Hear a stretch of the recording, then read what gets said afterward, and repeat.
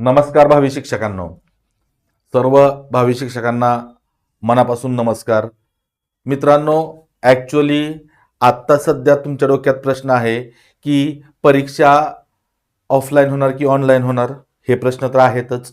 परीक्षा परीक्षा परीक्षा परिषद घेणार आहे की IBPS घेणार आहे, हाही मोठा प्रश्न आहे. जर परीक्षा IBPSने घेतली तर भूमिती कशी असेल किंवा जी भूमितीचे प्रश्न असतील ते प्रश्न विद्यार्थ्यांसाठी कसे ठरतील, कसे असतील, यावर आपण चर्चा करणार आहोत. मित्रांनो, ॲक्च्युअली जर ऑनलाईन परीक्षा झाली, ऑनलाईन एक्झाम झाली तर विद्यार्थ्यांचा सर्वात मोठा तोटा काय असतो विद्यार्थ्यांचा, की समजा जे प्रश्न आकृतीवरती विचारलेले असतात, तुम्हाला आकृती ऑनलाईन परीक्षेमध्ये स्क्रीनवरती दिसते आणि तुम्ही त्या स्क्रीनवरती काहीही करू शकत नाही आकृतीमध्ये, बरोबर. ऑफलाईन पेपर ज्यावेळी असतो त्यावेळी तुम्ही कागदावरती त्याच्यावरती खुणा करू शकता, काही आकडे टाकू शकता, बऱ्याच गोष्टी करू शकता. किंवा जी प्रश्नामध्ये माहिती दिलेली आहे, बऱ्याच वेळा प्रश्नामध्ये माहिती दिलेली असते आणि खाली फक्त आकृती दिलेली असते. प्रश्नामधली माहिती जोपर्यंत तुम्ही आकृतीमध्ये भरत नाही तोपर्यंत तुम्हाला त्या आकृतीचा अर्थ कळत नाही आणि त्याच्यावरचा प्रश्न तुम्हाला सहजपणे सोडवता येत नाही, बरोबर.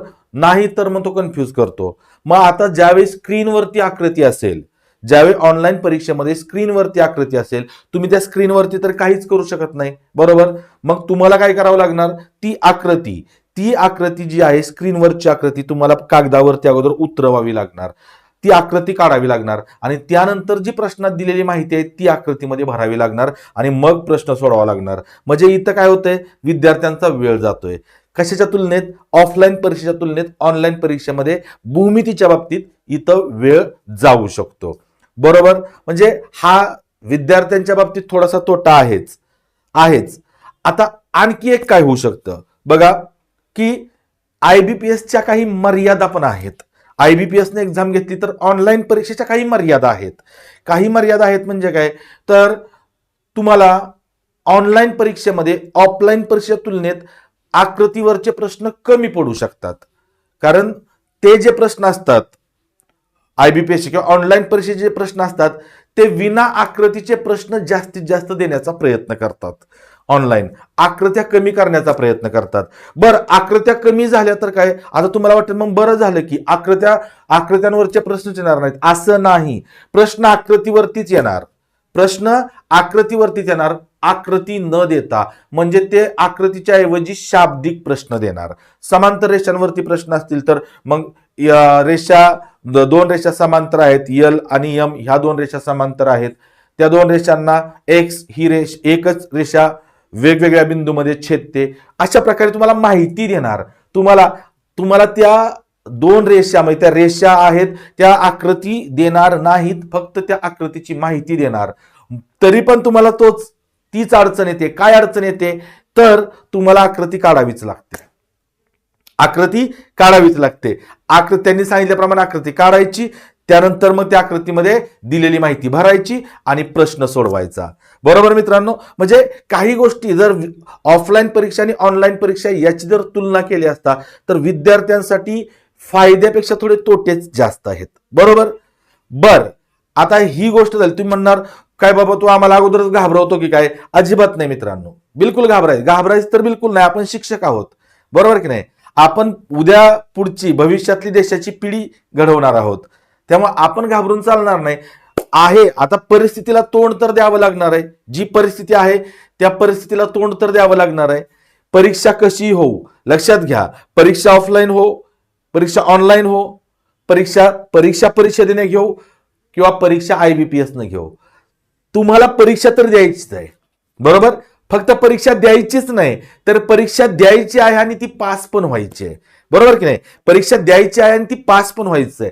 मग आता हे रडगाणं करून तर चालणार नाही. बरं, सिस्टीम आपल्या हातात नाही, तुम्ही एकटे विचार करून बदलणार नाही.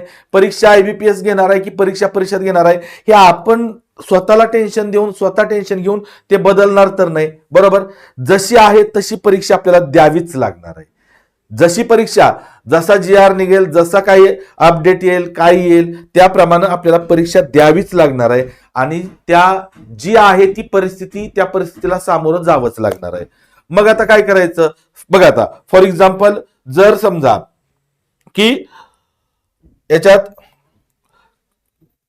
समजा अशी आकृती आहे, अशा आता ही जर स्क्रीनवरती आकृती असेल असा प्रश्न आहे समजा की काय आकृतीत दिलेल्या माहितीवरून x ची किंमत काढा. आता ही स्क्रीनवर दिलेली माहिती आहे, लक्षात ठेवा स्क्रीनवर. आता इथं हे जर ऑफलाईन असेल तर तुम्ही काय करू शकता बाबा, इथं 70° आहे तर ह्याच्यात काय करू शकतो आपण की बाबा हा दोन बाजू 1 रुपया त्या त्रिकोणाच्या, ही बाजू आणि ही बाजू 1 रुपया, म्हणजे हा समद्विभुज त्रिकोण आहे. मग हा एकरूप बाजू समोरचे कोण एकरूप असतात.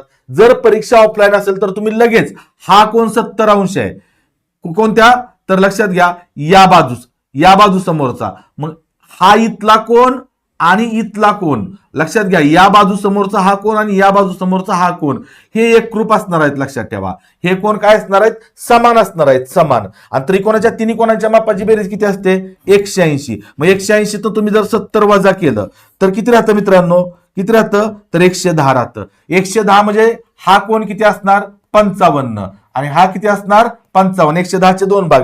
बरं हे ऑफलाईन असेल तर तुम्ही असं लिहू शकता. ही जर स्क्रीनवर आकृती असेल तर तुम्हाला अगोदर आकृती काढावी लागणार आणि मग तुम्हाला या पद्धतीनं सोडवावं लागणार, बरोबर नाही. मग आता हा 55 झाला तर इथला कोण कसा काढणार तुम्ही मित्रांनो, तर हा कोण असणार, या दोन कोणांच्या मापाची बेरीज किती असते 180.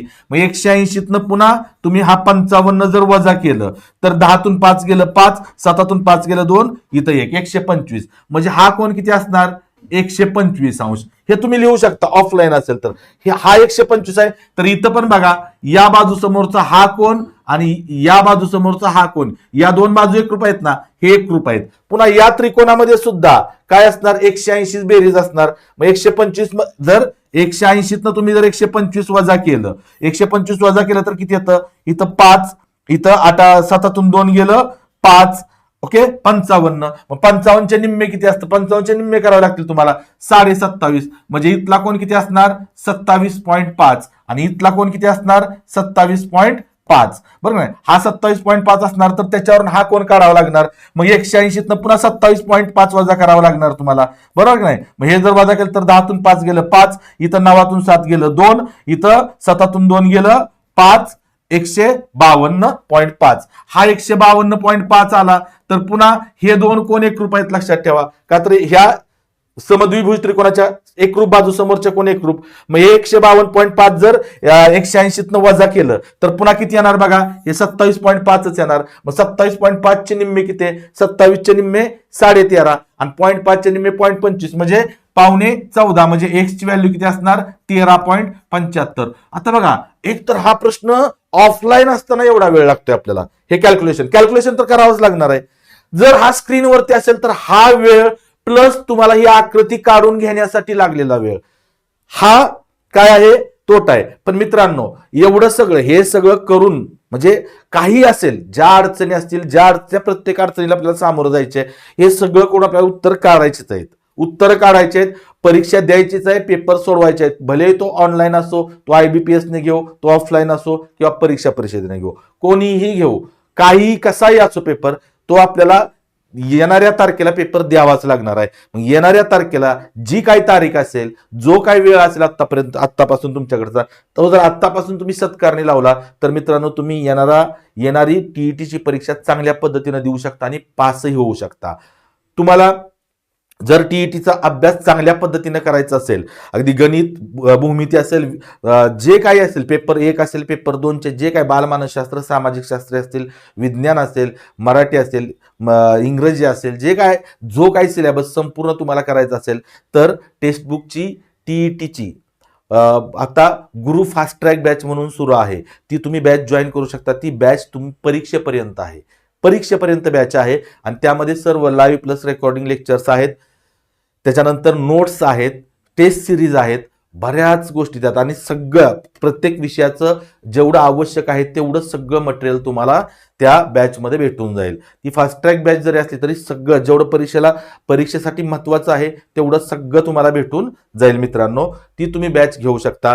किंवा आत्ता सध्या मित्रांनो एक ऑफर चालू आहे, टेक्स्टबुकची एक ऑफर मान्सून सेल चालू आहे. या मान्सून सेलमध्ये तुम्ही 12 महिन्याचं सबस्क्रिप्शन फक्त जे 1999चं आहे ते फक्त ₹999 मध्ये घेऊ शकता मित्रांनो.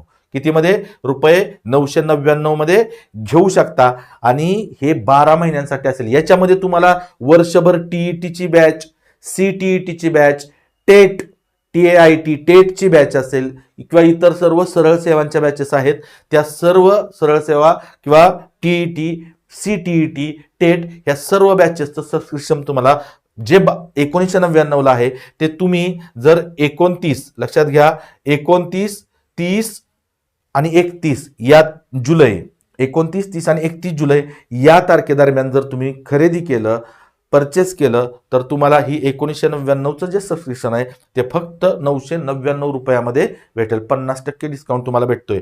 त्याचबरोबर तुम्ही जर हे सबस्क्रिप्शन घेताना तुम्ही हा माझा कोड आहे नितीन03, हा कोड आहे, हा जर कोड तुम्ही वापरला तर तुम्हाला आणखी त्याचा फायदा होईल. जर तुम्ही ही बॅच घेणार असाल तर तुम्ही नितीन03 हा कोड वापरा, तुम्हाला नक्की त्याचा फायदा होईल. आणि मित्रांनो, जर आपल्याला येणारी टीईटी पहिल्या प्रयत्नात किंवा याच प्रयत्नात पास करायचे असेल तर आपल्याला आत्ता सध्या सावध होणं गरजेचं आहे. आत्तापासून तयारीला लागणं गरजेचं आहे. जो आत्ता शिल्लक वेळ आहे त्या शिल्लक वेळेचं योग्य इन्व्हेस्टमेंट करणं गरजेचं आहे आणि त्यासाठी योग्य मार्गदर्शकाची आवश्यकता असते. ते तुम्हाला इथं भेटून जाते.